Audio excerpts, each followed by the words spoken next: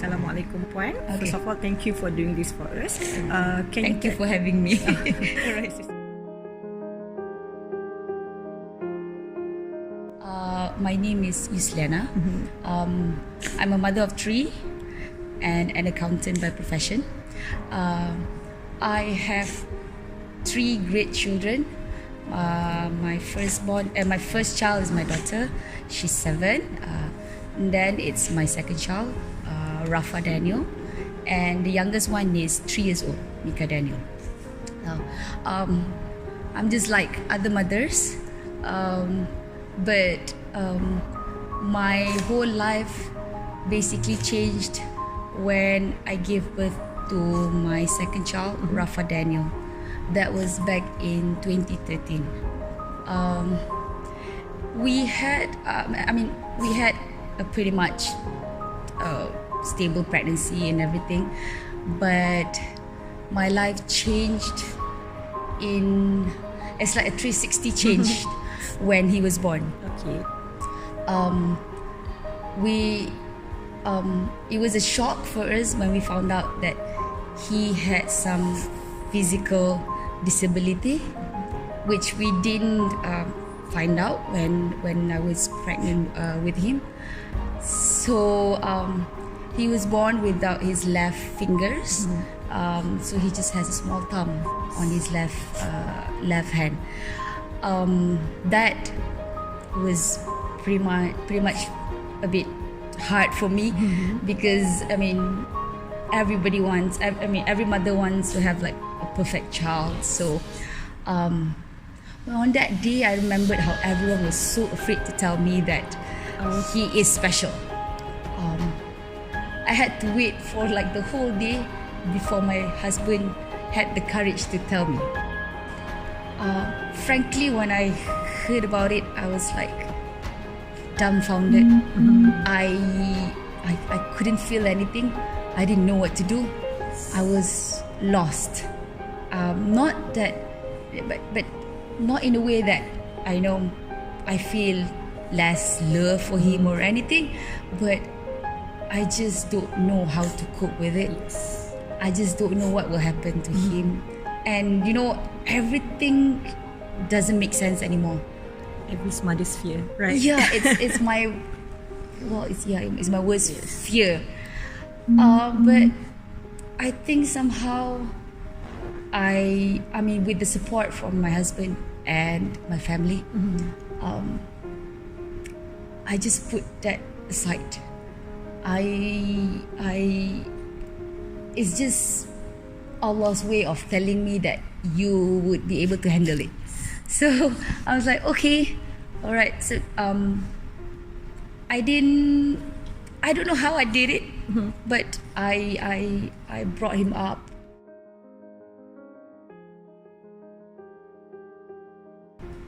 The thing is, the moment he turned 2, I suddenly had this. When he was developing, as a baby, I think around 1 year plus, we realized that his developmental progress is slightly delayed. Okay. He was having good eye contact until the age of 1 year plus. We actually looked back at all the pictures, all the videos that we had. So he was fine. But I think in terms of speech, that's the main area where he was lacking. Speech was barely not there at all. Okay. So knowing my husband, he's very quick into all this. Okay. He wouldn't want to wait. So we went to see a neuro peds, right? Dr. Sophia in SGMC. That was even before he was 2 years old. So I kind of knew that something is wrong with him. Even without a doctor's validation, as a mother, you know it already. Yes. So as I suspected, he was diagnosed with autism. Autistic. Yeah. Autism. I do not know the right word for it. I was like, what is this? So we had to Google about it. I'm just about to ask. Yes. Okay, what is this? I don't have any other friends who has a child on the spectrum. I had no resources. Google was my best friend lah. Yes. Google. What is autism? What is autistic and everything. And then I realized, oh my God, this is just him. He has all the traits, all the features, and once again, my world was like, I was tumbling down again. I'm like, okay, he already has this physical disability, and now I have to cope with him not being able to be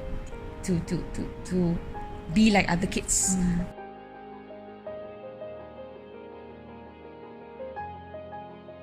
I don't know. To be frank, I think we mothers just build up that resistance when we need to.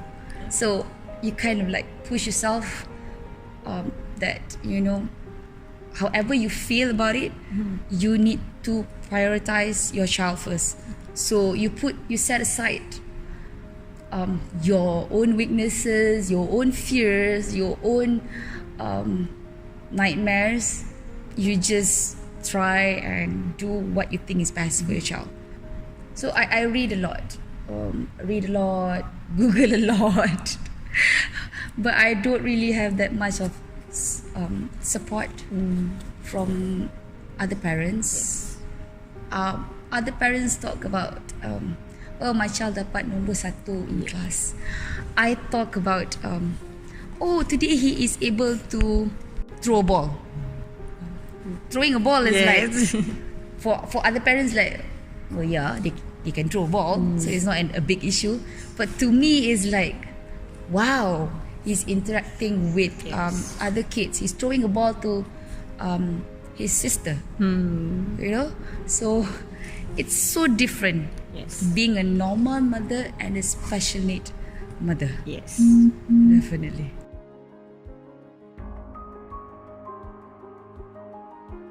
Definitely. Because Google, as much as you think you can rely on it, is just unverified information. Is just data all over. You don't have validation whether the information is correct or not. And most of the time, the information are not here in Malaysia. Yes. It's a worldwide information. So if you have an online portal like what LUMI is doing, it is a great resource, a great tool for parents, because frankly these days all parents would like to do things online. Yes. I don't have time to go purchase my baju at a physical shop. I shop online. Yes. And we are always with our mobile phone. Smartphones change everyone's life. Some people scold me because I give access of mobile phone and tab to my autistic child, but there must be a balance. I have seen how the use of guided, when you use a smartphone with guided by your parents in terms of the tools, in terms of the app, it helps him a lot. He is now beginning to utter words. So those are done by the help of technology. So LUMI website, a portal like LUMI would do great wonders for parents.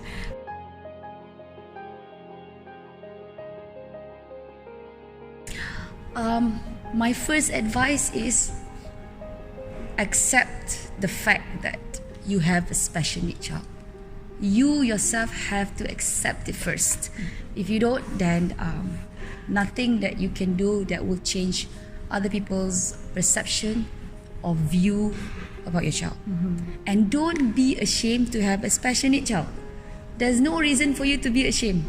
Or you have been selected, to raise this child. I'm still learning how to raise him. I'm still not sure how he will be when he grows up.